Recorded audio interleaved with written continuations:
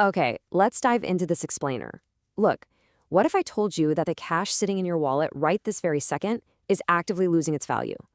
I know it sounds a little alarmist, but it is literally the stark reality of our modern financial system. But what if there was a secret digital asset, one created by an actual ghost, that could protect you from a global financial collapse? Well, grab a seat because your entire view on money is about to change forever as we explore the birth of a totally revolutionary financial network. So, the most crucial question we have to start with, one that affects literally every single one of us, is simply this: is your money dying? Just think about it for a second. Why exactly does everything get more expensive every single year? You might think it's just the natural order of things, or maybe products are getting better, but the truth is actually way more concerning.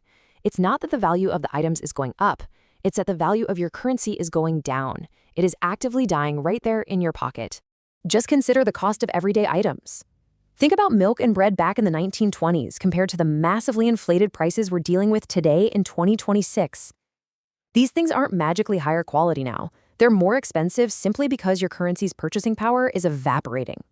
And wait until you realize who's actually causing this. Because it's definitely not greedy farmers or your local grocery store.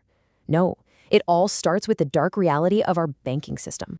Okay, we really need to expose the big banking secret known as fractional reserve banking. Look, when you deposit $1,000 into your local bank, you probably assume it just sits there safely in a vault, right?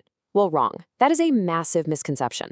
The bank immediately turns around and lends out up to 90% of the money you thought was sitting safely in your account to someone else.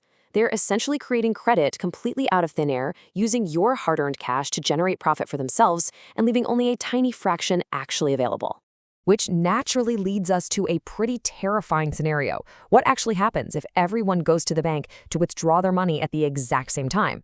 Well, if the bank only holds 10% of the actual cash, they literally can't pay everyone back. This is what's called a bank run.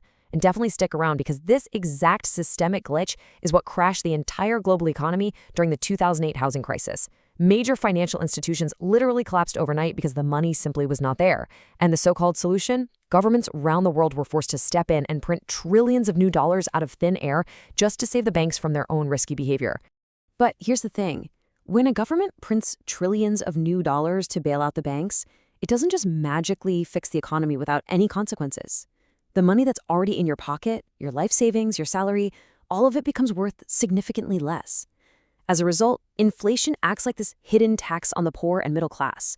It quietly steals your wealth to prop up a totally broken, top-heavy financial system, and you never even explicitly agreed to pay a single dime of it. It's just this invisible drain on your purchasing power. But from the ashes of that exact crisis, something absolutely revolutionary emerged. Right in the middle of all that chaos in 2009, as these massive bailouts were being printed and public trust in banks was hitting rock bottom, this mysterious figure using the pseudonym Satoshi Nakamoto published a radical 9-page white paper. And in it, Satoshi proposed a completely unthinkable idea, a digital currency belonging entirely to the people, one controlled by no king, no president, no corporation, and absolutely no central bank. And just like that, Bitcoin was born. Now, a very logical question pops up almost immediately, right? Can the government just ban it or shut it down? Honestly, it's the very first thing critics ask. I mean, if it threatens the established central banking system, wouldn't those in power just pull the plug? It's a completely valid fear to wonder if authorities can just turn this whole network off with a simple law or a court order or some massive server raid. But give me exactly 60 seconds, and you'll understand the brilliant mathematical reason why shutting it down is completely impossible. It is unstoppable. So it all starts with a very specific number, 21 million. You see, Satoshi Nakamoto didn't just write a cool piece of code. He fundamentally changed the psychology of scarcity. He hard-coded a rule into the Bitcoin software that there will only ever be 21 million Bitcoins in existence. Ever. No government can ever print more, no central bank can inflate it to bail out a failing corporation. If you own one Bitcoin, you own exactly 1/21 millionth of the total global supply, and literally no one can ever dilute your share. It is absolute scarcity. But okay, that brings us to another massive hurdle. How in the world do we trust a digital currency without a bank sitting in the middle? Usually, a bank is the trusted third party that verifies you actually have the money you say you have. So if Bitcoin is just this digital notebook of transactions, you really have to ask, what stops a hacker from just copying and pasting the code, altering the numbers, and stealing billions of dollars? Without a bank vault or a central server, how is this digital ledger actually secure from bad actors? Well, pay close attention here, because this brilliantly illustrates the sheer genius of the blockchain. Instead of keeping the transaction notebook inside one centralized bank vault, the blockchain distributes identical copies of this giant ledger to millions of computers globally. These are known as nodes. So, for a hacker to actually fake a transaction, they can't just hack one central server. They would have to simultaneously breach 51% of all the nodes worldwide. This makes hacking the network mathematically and financially impossible. Decentralization isn't just some tech buzzword, it is literally the ultimate unhackable security system. Now, for thousands of years, humans have used physical gold as a store of value, mostly because it's rare. But just look at the logistics for a second. While physical gold is definitely rare, trying to move $10 million of it across borders gets you heavily taxed, questioned, and potentially even seized.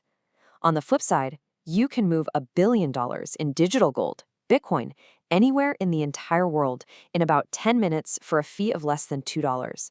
And the best part? You do it without having to ask a single person for permission. This exact combination of features proves that Bitcoin really is the ultimate store of value for the modern age.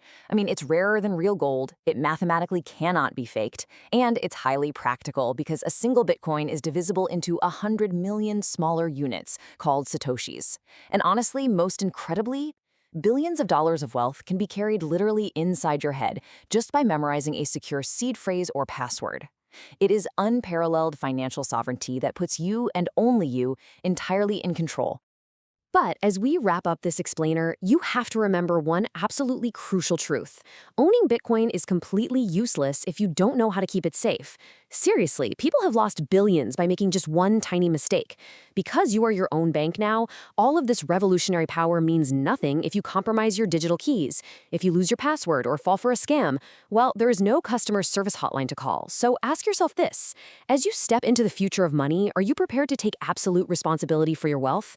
And how exactly will you make sure it remains 100% unhackable?